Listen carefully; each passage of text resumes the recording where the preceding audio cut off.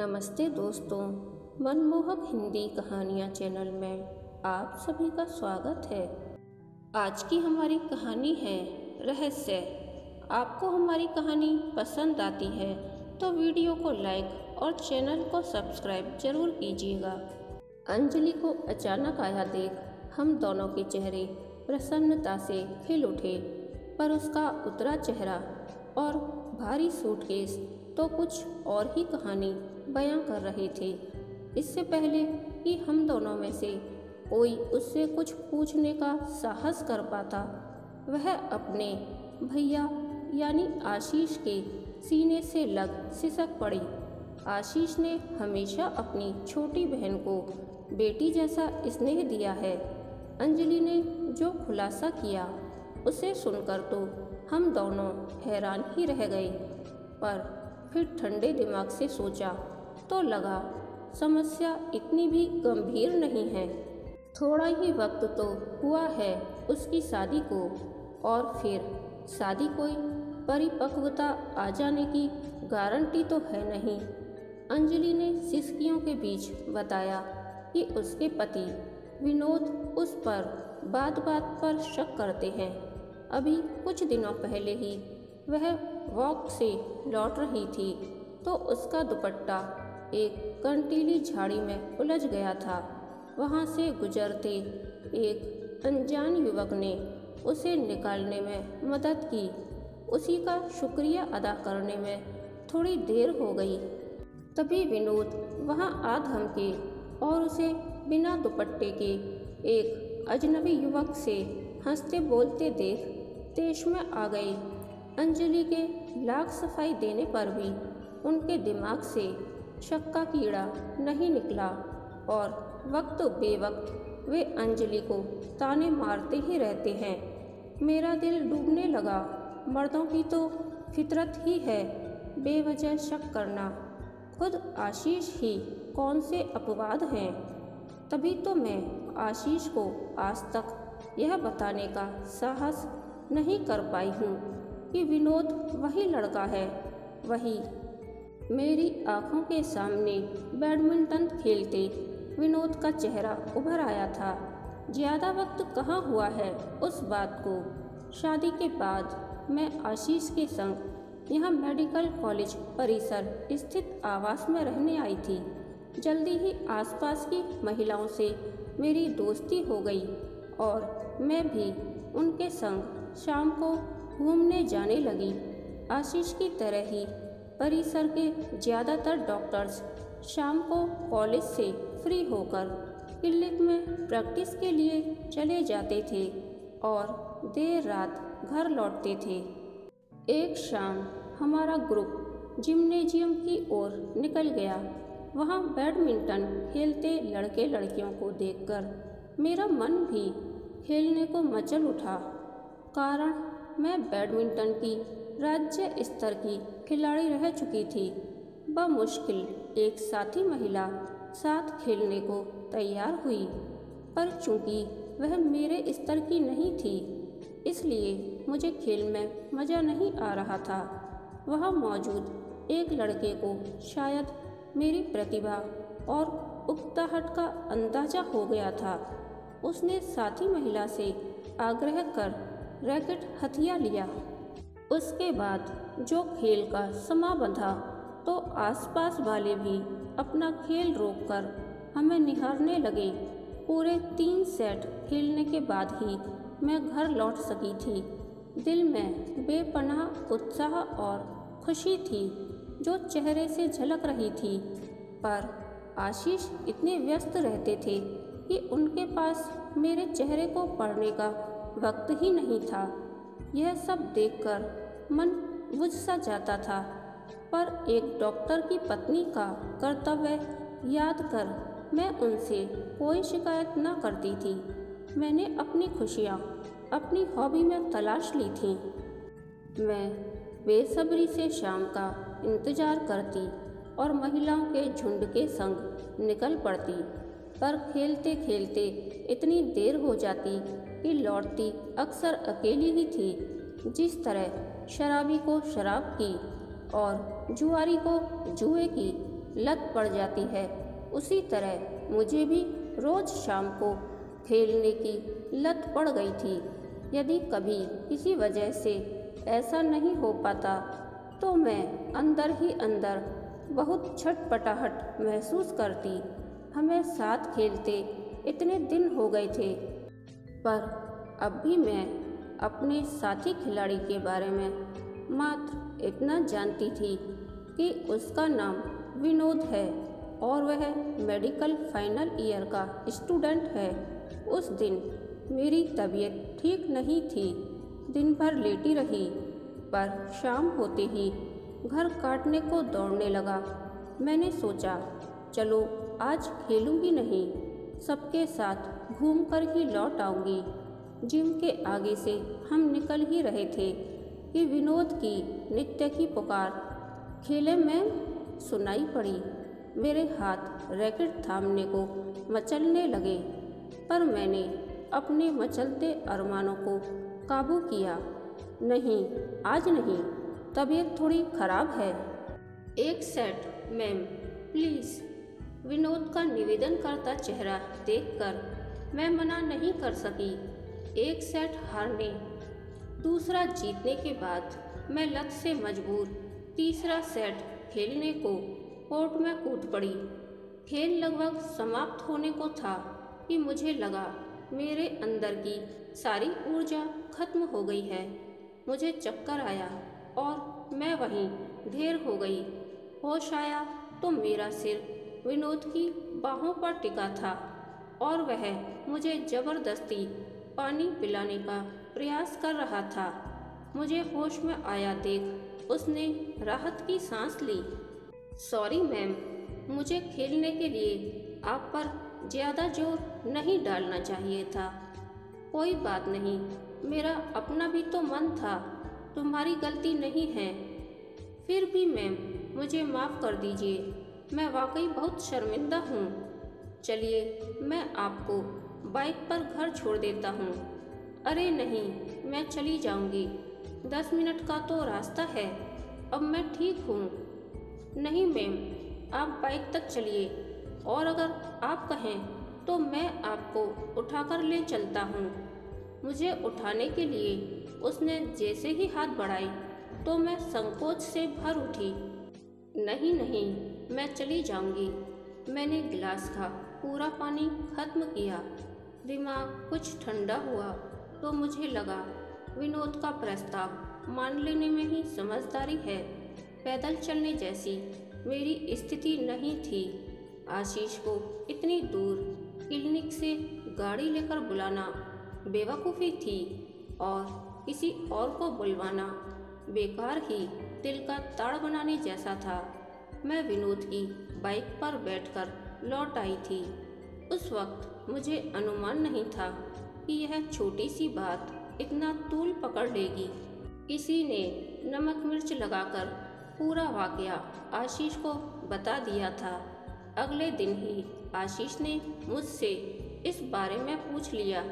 उनके स्वर में नाराजगी साफ झलक रही थी और उन्होंने इसे छुपाने की भी कोई कोशिश नहीं की।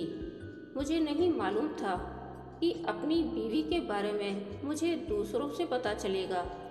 आप बेकार में परेशान हो जाते हैं, इसलिए मैंने तुरंत आपको नहीं बताया।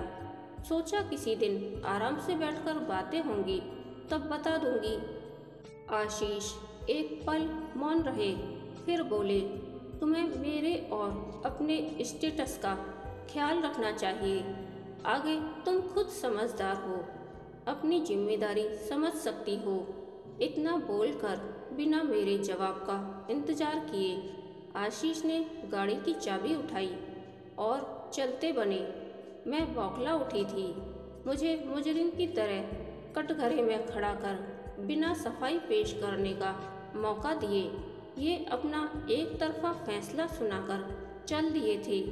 आज सोचती हूँ तो लगता है अगर उस वक्त आशीष ने शांति से बात की होती तो शायद मैं अपनी लापरवाही मान भी लेती, पर उनके गैर जिम्मेदाराना पूर्ण आक्षेप से मेरा आक्रोश उबल पड़ा था आशीष समझते क्या हैं अपने आप को?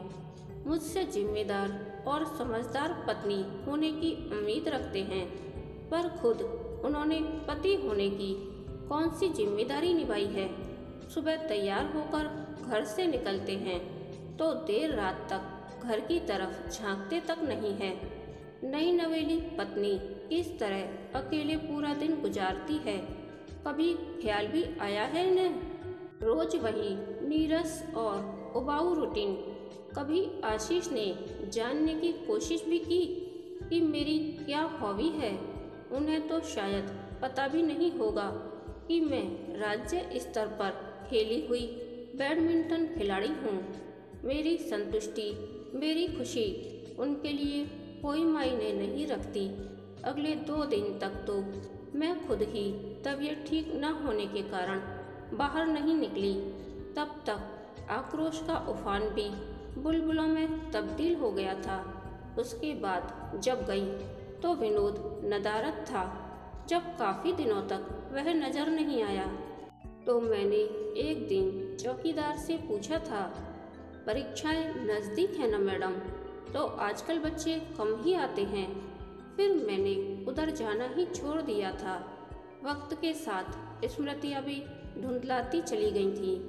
पेट में नन्हे शिशु के आने की हलचल मिली तो घूमने जाना भी कम हो गया। उसी समय अंजलि का रिश्ता तय हो जाने की सूचना आई थी। मैं उल्टियों से बेहाल थी, इसलिए आशीष अकेले ही घर गए थे और शगुन का दस्तूर हो गया था। लड़का बहुत अच्छा है, अपनी ही यूनिवर्सिटी से डॉक्टर है, आशीष ने बताया था। फिर तो आप जानते होंगे। अरे नहीं, हर साल हजारों लड़के निकलते हैं, कहाँ ध्यान रहता है। फिर वह तो दूसरी ब्रांच से है। हाँ, वह मुझे पहचानता है। प्रधानमंत्री को सब जानते हैं, पर वे किसी को नहीं जानते। मैंने चुहल की थी। 2 महीने बाद ही शादी थी। अंजलि के दूल्हे के रूप में विनोद को देख मैं चौंकी थी। मन हुआ आशीष को बताऊं, पर फिर लगा जब वैसी कोई बात ही नहीं है तो ऐसे में उस अप्रिय प्रसंग को कुरेदने से क्या मतलब। बेकार में ही अंजलि की जिंदगी में कोई बवंडर न आ जाए। विनोद ने भी कहीं ऐसा जाहिर नहीं होने दिया कि वह मुझसे पूर्व परिचित है। तब किसने सोचा था कि यही विनोद एक दिन अंजलि पर बेबात शक कर उसे इतना परेशान करेगा कि वह घर छोड़ने पर मजबूर हो जाएगी। और यह भी किसने सोचा था कि पत्नी पर अकारण शक करने वाला इंसान अपनी बहन के पक्ष में ऐसे सीना तान कर खड़ा हो जाएगा। मैं हैरान रह गई थी जब अगले ही दिन आशीष अंजलि को लेकर विनोद के पास रवाना हो गए थे। पूरे 3 दिन उनके संग गुजार कर सब समझौता आदि करवा कर पूरी तसल्ली के बाद ही वे लौटे थे। आशीष के लौटने के बाद से ही मैं उनमें आश्चर्यजनक परिवर्तन महसूस कर रही थी।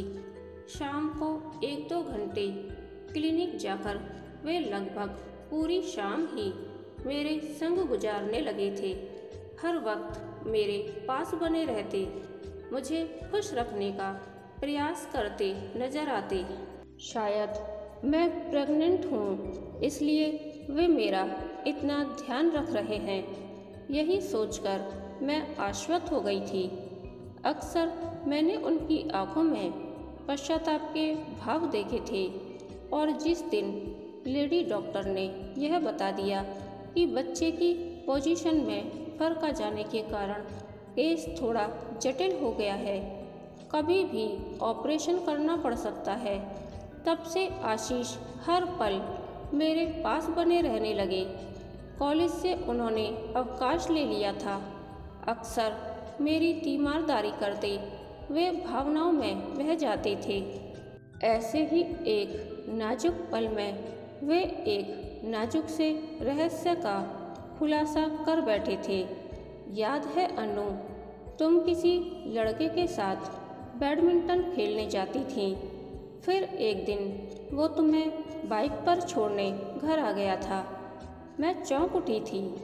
आशीष उस बात को अब तक जेहन से नहीं निकाल पाए हैं। उस वक्त पॉजिटिवनेस के कारण मैं अपना आपा खो चुका था। जिन लोगों ने मुझे भड़काया था, मैंने उन्हीं से कहकर गुंडों के माध्यम से उस लड़के को धमकाया था कि घर तो दूर, वह अगर कभी इस कॉलेज परिसर में भी नजर आया तो उसका ऐसा बुरा हाल करेंगे कि जिंदगी भर अपने पैरों पर खड़ा तक नहीं हो पाएगा। आज सोचता हूँ, जिससे कभी प्रत्यक्ष मिला नहीं, जिसका नाम पता तक कभी पूछा नहीं, उससे क्यों व्यर्थ ही लोगों के बहकावे में आकर दुश्मनी मोल ले बैठा। इस खुलासे से मैं सिर से लेकर पांव तक कांप उठी थी। तो यह वजह थी विनोद के एकदम से गायब हो जाने की। यह वजह है अंजलि से शादी करके उसे परेशान करने की। इसी सोच में डूबी मैं बदहवासी में चिल्ला उठी थी। यह आपने अच्छा नहीं किया आशीष, और वह हमारी अंजलि से बदला ले रहा है। आशीष के चेहरे पर नासमझी के भाव देख मुझे अपनी गलती का एहसास हुआ। विनोद ही वह लड़का है जिसे आपने गुंडों के माध्यम से धमकाया था। अब वह हमारी अंजलि को नहीं छोड़ेगा।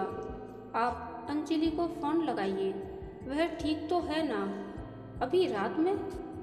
ठीक है, लगाता हूँ। उन्होंने तुरंत अंजलि को फ़ोन लगाकर उसकी कुशलता पूछी। मैं बिल्कुल ठीक हूँ भैया, विनोद बिल्कुल सुधर गए हैं। आप बस भाभी का ध्यान रखिएगा। अंजलि की निश्चल हंसी और बीच बीच में विनोद से होती चुहल ने हमें आश्वस्त कर दिया था, पर हमारी सोच की दिशा भी बदल दी थी। अचानक कुछ याद आने पर मैं चौंकी। जिस समय अंजलि यहाँ थी, मैंने उसे रात को फ़ोन पर दबी आवाज़ में किसी से बात करते और हंसते देखा था। तब मुझे शक हुआ था कि कहीं वाकई इसका किसी से चक्कर तो नहीं है, जैसा कि विनोद कह रहा है। पर फिर तुरंत मैंने खुद को समझाया कि अगर मैं ही उस पर भरोसा नहीं करूँगी तो दूसरा कौन करेगा। अब लगता है वो विनोद से बातें कर रही थी और यह तुम्हें सुधारने का उनका मिला जुला नाटक था। मैं भी यही सोच रहा था, क्योंकि 3 दिन मैं वहाँ रहा और मुझे उनका झगड़ा बनावटी लगा। मैं उन्हें समझाता तो वे हामी भरकर वही बात मुझे समझाने लग जाते थे। लगता था आपसी विश्वास की ज़रूरत उन्हें नहीं, हमें है। तभी तो मैं आने के बाद से इतना बदल गया हूँ। अभी दूध का दूध और पानी का पानी हुए जाता है। कहते हुए मैंने अंजलि को फ़ोन लगाया और डरते डरते हेलो कहा। हाँ भाभी, क्या हुआ? अभी तो भैया से बात हुई थी। अच्छा, मुझे नहीं पता, मैं तो दूसरे कमरे में सोती हूँ। तुम्हारे शक्की भैया हर वक्त मेरी जासूसी करते हैं। क्या अब भी? हमारे इतने नाटक के बावजूद भी भैया नहीं सुधरे? नाटक? और अंजलि ने सारा सच उगल डाला था। इस बार तीर निशाने पर लगा था। हम जल्दी से जल्दी आने का प्रयास करेंगे भाभी। तब तक आप अपना ख्याल रखिएगा। बेचारी हम सता रहे हैं उन्हें, मैंने फ़ोन रखते हुए कहा। उन्होंने भी हमें बहुत सताया है। फिलहाल तो तुम्हें सताने का मन हो रहा है, कहते हुए आशीष ने मुझे बाहों में भर लिया था। कहानी के अंत तक बने रहने के लिए धन्यवाद। यह कहानी आपको कैसी लगी, प्लीज़ कमेंट करके बताइए।